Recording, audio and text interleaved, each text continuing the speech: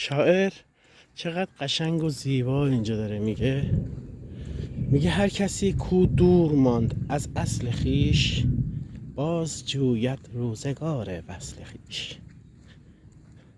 هر جا که باشی دوباره باید برگردی به خودت، به اصل خودت، به اون حقیقتی که در درون تو هست، به اون نوری که در وجود تو هست.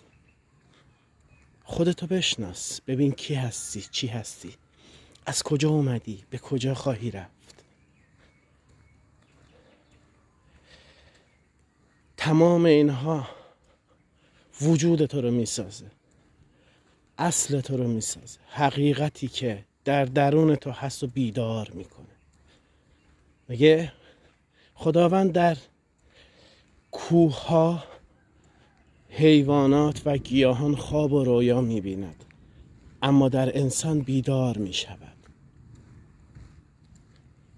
چون بخشی از خودشو در انسان نهاده، بخشی اعظمی از خودشو، و میخواد فقط خودشو بشناسه.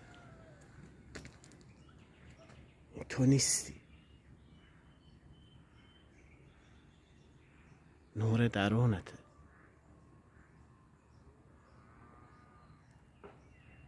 فقط خودت باش، همین.